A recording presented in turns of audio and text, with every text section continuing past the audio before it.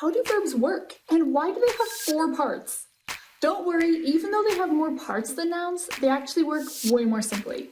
So today we're unpacking the world of verbs and the present tense.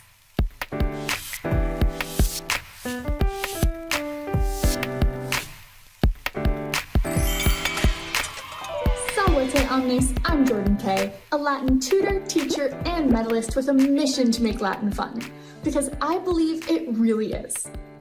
Let's start off with some definitions. What is a verb? A verb is an action word. Anything someone or something can do. For example, running, jumping, singing are all different types of verbs. And just like in English, in Latin, verbs and nouns look and act very differently from one another. Right now, you know that your subject, aka the nominative, is always the one doing the verb. They're the one doing the action. And that's exactly right. So odds are your curriculum and my custom worksheets, in the description below, have already been giving you verbs in your sentences, even though you don't fully know how they work. And that's because as long as you know who is doing the verb, your subject, you can normally use common sense and your vocabulary list to put the sentence together. For example, if I gave you this sentence, Yoda pugnot, you would know by looking at Yoda that he is in the nominative singular, and therefore he's the subject. He's the one doing the verb. And if you look down at your vocabulary list, it looks like pugnot means fights. So you put those two together, Yoda fights, boom, you translated the sentence. Which, you're not wrong. You did translate that sentence correctly. But that's kind of like walking into a bakery and successfully identifying a cake. But that doesn't mean that you know how to bake one.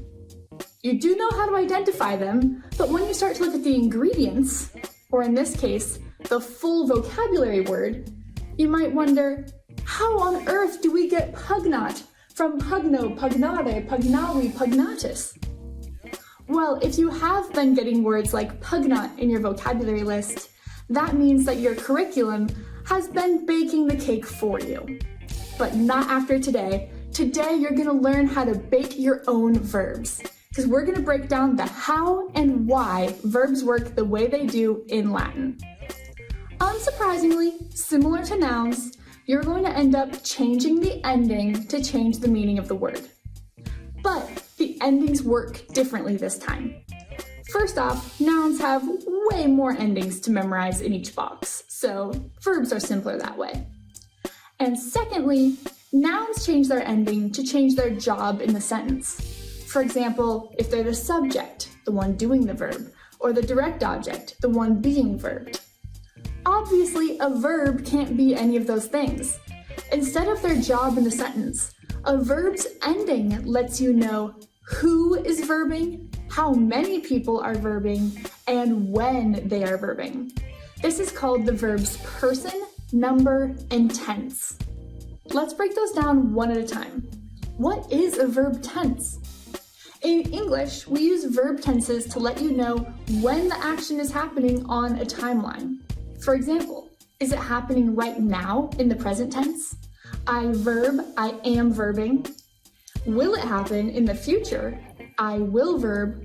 Or has it already happened in the past? I verbed or I was verbing. You'll eventually know how to make all of these tenses in Latin, and a few more. But today we're going to focus on the present tense, which is predominantly translated as verbing, like I am verbing, you are verbing, he, she, or it is verbing. Verb, as in I verb, or verbs, as in he, she, or it verbs. In order to change the tense of verb, you need to change its ending. And just like nouns, we have a 3-step process to change that ending. Let's write this one down too. First, we need to find the conjugation, or family, the verb belongs to. Next, we drop the ending from our infinitive, or second principal part, to get our stem. And finally, we just add the proper ending we need for our sentence. Let's go through those 3 steps with our example verb, pugno, pugnare, pugnavi, pugnatus. FYI, your curriculum might say pugnatum instead of pugnatus. Long story short, it's basically up to the Latin teacher which one they choose, us or I choose us. If your book uses that's okay, we're both right. Before we move further along, let's make sure you know what each part does. The first principal part is just called the first principal part, and that would translate simply as I verb. So in this case, pugno means I fight. The second principal part is called the infinitive. Write that down, underline it, that's a very important word. It is the most special part, and you will use it more than any of the others. The second principal part, or the infinitive, is translated to verb. So in this case, pugnare would translate to fight. The third principal part is just called the third principal part, and it would be translated I verbed. So pugnavi would be translated I fought. And the fourth principal part is just called the fourth principal part and is translated verbed. So in this example, it would be fought.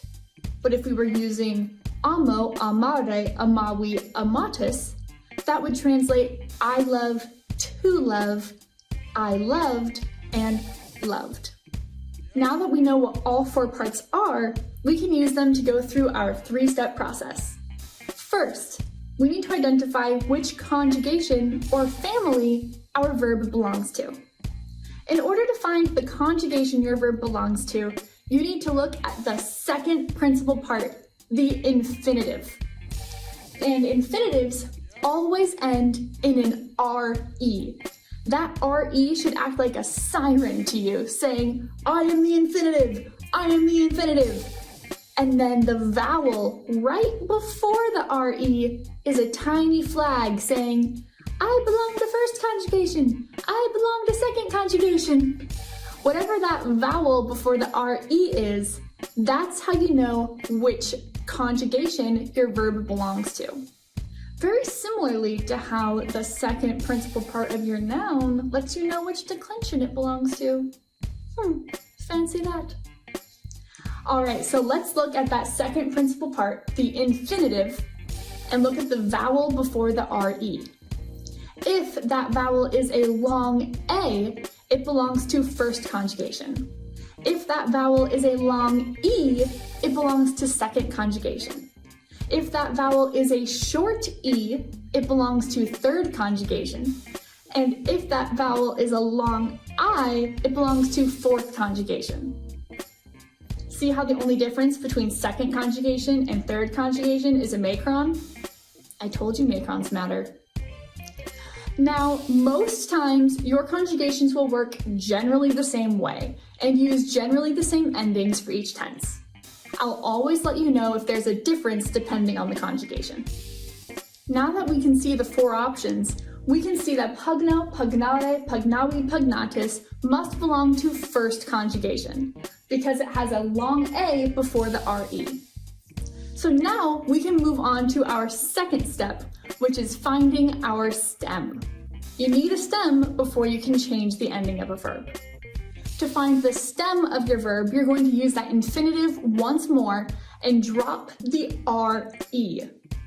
Just how with your nouns, you drop the ending on your second principal part to get your stem. For verbs, you also drop the ending, that RE, off of your infinitive. Fancy that. So with pugno, pugnare, pugnavi, pugnatus, my stem would be pugnare minus the RE, pugna. And for amo, amare, amavi, amatus, my stem would be ama, from dropping the RE off of the infinitive. Now that we have our stems, we can move on to step 3 and change the ending depending on what we want our sentence to say. And for that, you need a shiny new box of endings. So I'm very pleased to introduce you to your first new verb tense, the present tense box. Now, as you're looking at this, it probably looks very similar to a declension box, but slightly vertically challenged. I told you they were easier. They have less options to choose from. The columns are labeled the same, those still represent singular and plural. But now the rows represent which person is doing the verb. Have you ever heard that a book is written in the first person, second person, or third person? That's what these rows represent. If you use a first person ending, that's going to use pronouns like I and we, similar to how a book written in the first person would say things like I said, I walk, etc. That second row is going to use pronouns like you and y'all, just like how a book written in the second person, like Choose Your Own Adventure, would say something like you are in a dark room, you sighed, etc. That third row represents third person and will use pronouns like he, she, or it, and they. This is the most popular both in Latin and in books, as when you're reading a book, it typically says things like Lucy said, he, she, or it walked, did, etc. So depending on which ending your verbs use, it changes the person that's doing it. I told you, verb endings show you the person, first, second, third, number, singular, plural, and tense, the title of your box, based off of the ending. So let's go ahead and give this a try. If we use our stem, pugna, and put on our second person singular ending of s, that gives us pugnas, which translates to you fight, or you are fighting. Let's try another one. What about pugnamus? Well, I remember that mus is my first person plural, and that uses the pronoun we. So pugnamus on its own would translate to we fight, or we are fighting, which gives Latin a pretty cool quirk that they can make one-word sentences. If you're using any verb ending, it can have the subject already built into it. So with one word, you get the full sentence, we are fighting. This pattern of taking your stem and adding on an ending works for every single box except the very first one. And I hate that this is in present tense because the other verb tenses typically don't have these exceptions. But that very first one, first person singular, it says O, but it doesn't really mean it. The O is supposed to remind you to look at the first principal part of your verb, which also ends in an O. That is your first person singular present tense form. So if I want to say I am fighting, I would see that O and remember to look at my first principal part, pugno. Pugno means I am fighting. If I took my stem and added an O, pugnao, that would be a nonsense word to a Roman ear. But everywhere else, it would work using your stem. So that first part, you look at your first principal part, pugno. Then you can use your stem and add endings. Pugnas, pugnat, pugnamus, pugnatus, pugnant. This works the same with amo. For our first part, we look at the first principal part, amo. Then we take our stem and add our endings. Amas, amat, amamus, amatis, amant. This would translate I love, you love, he, she, or it loves, we love, y'all love, and they love. Now you may be wondering, how are you supposed to use a nominative as the subject of your sentence if all of these verb forms already have a subject built in? Great question. If you're trying to use a nominative word, that means that you want a he, she, it, or they to be the subject of your sentence. So you'll need to pair that with a third person verb. Nominative nouns are always paired with third person verbs. Now, the pronouns that come along with your third person verbs, like he, she, it, and they, I like to think of them as sitting on the bench at a basketball game. And the coach looks out on the sentence, he looks out on the court, and he goes, is there a nominative out there? If there is a nominative playing on the court, then these pronouns are going to stay on the bench. It's much better to have a specific nominative word.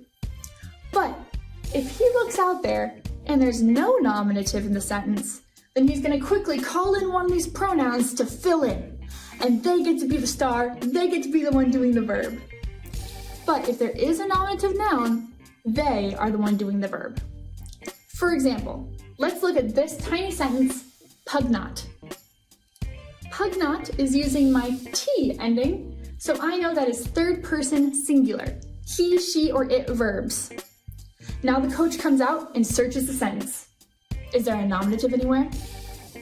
And no, there isn't. So he calls one of those pronouns to be in the sentence. And this will translate as he fights, she fights, or it fights. Let's look at another example. Vader, lucum, pugnat. I'm going to start with Vader. If I look at Vader's vocabulary word, I can see that it belongs to third declension. So Vader must be in the nominative singular. If I look at lucum's vocabulary word, I can see that lucum comes from the second declension, and he has to be in the accusative singular. And then pugnat is from present tense, third person singular. Now the coach comes onto the field. Is there a nominative anywhere? And sure enough, there is. Vader is in the nominative case. So he's going to put his arm over the bench. No siree, none of these pronouns are allowed out there. Instead, we're going to use the specific nominative, Vader fights, because the nominative gets to do the verb. Vader fights, and then since Luke is in the accusative, he's the one being verbed. Vader fights Luke. Let's look at one more example. Lucum pugnat. In this case, lucum is still using its accusative singular ending from second declension, and pugnat is still using its third person singular present tense ending. The coach comes on one more time. Is there a nominative out there? And this time, there isn't. Luke is an accusative, so he flags on someone from the bench to come fill in. In this case, probably he. He fights Luke. I'm just assuming this is coming right after our previous sentence, so it's probably referring to Vader. But if you got this sentence on its own, you could translate it, she fights Luke, or it fights Luke, because there is no nominative to take its place. 99% of the time, you'll see third person verbs in the present tense ending in T or NT in your future sentences. But in your curriculum and in my practice sheets, I'll give you plenty of practice with first and second person as well, because I want you to become comfortable with the full present tense. All right, let's practice with a couple more sentences. And now that you know how verbs work, I don't need to fill in anything for you. Let's start with Olaf, Amat. When we look at our vocab list, we can see that Olaf comes from third declension masculine feminine, and none of those endings end in F. So this must be using our nominative singular slot. So let's go ahead and write that down. We know that Anna comes from our first declension word, Anna, Anai, and AM is an accusative singular ending. So I'll write that down as well. And we know that Amat comes from Amo, Amare, Amawi, Amatis. So that must be in our third person singular, he, she, or it loves. Side note, you might notice that I listed Amo, Amare, Amawi, Amatis as meaning to love in your vocabulary list, even though technically the infinitive translates to love. It's common practice in Latin dictionaries to list all four parts of the verb, but give the definition of the infinitive. So that's why I did it there. Now, since I have a third person verb, I'm going to call in the coach to look at the court. Are there any nominatives? And sure enough, there is. Olaf is in the nominative, so I'm going to put out my arm. I'm not letting any of these pronouns get off the bench. Olaf gets to do the verb. Olaf loves what? Well, we know the accusative is always the one being verbed, so in this case, Olaf loves Anna. One sentence down. Let's try another one. Go ahead and pause the video and see if you can do it all on your own. Are you back? All right, I'm going to go through this one nice and fast. If I look at my vocab word for link, I can see that it comes from third declension masculine feminine. And again, none of those endings end in K. So this must be my subject, my nominative singular. When I look at zeldam, I see that comes from the first declension. And am is my accusative singular ending. So I'm going to write that down as well. Superat comes from supero, superare, superavi, superatis, which means to save. And when I look down at the ending, that T is third person singular present tense, meaning he, she, or it saves. So I'm going to call the coach out because I have a third person verb and search the sentence. Do I have any subjects here? Any nominatives? I do. Link is in the nominative singular, so I'm not going to let any of those pronouns onto the field. Link gets to do the verb. Link saves what? Well, I know accusatives are the ones being verbed, and Zelda just so happens to be in the accusative. So that means Link saves Zelda. And you've done it! See, it's not that tricky to use verbs. In my opinion, it's much simpler than using your nouns. I'm going to go ahead and throw up a couple other practice sentences just for fun. Go ahead and pause and see if you can get them. I'm not going to go through each of the answers individually, but if you're confused about any of the answers I got, go ahead and rewind in the video to see how I got there. Nicely done! Now we just practiced with first and second conjugation verbs. And as you look at the screen, you can see that sometimes third and fourth conjugation words break the mold slightly by messing with the vowel they use before their verb endings. Sometimes they like to change the E to an I or a U. I don't know why, they're just pretentious. But odds are you will learn several verb tenses before you go back and start working with second, third, or fourth conjugation verbs. So when the time's right, you can go ahead and come back here to memorize the different patterns for when they change the vowel. But overall, they use the same endings and same pattern as all the other conjugations.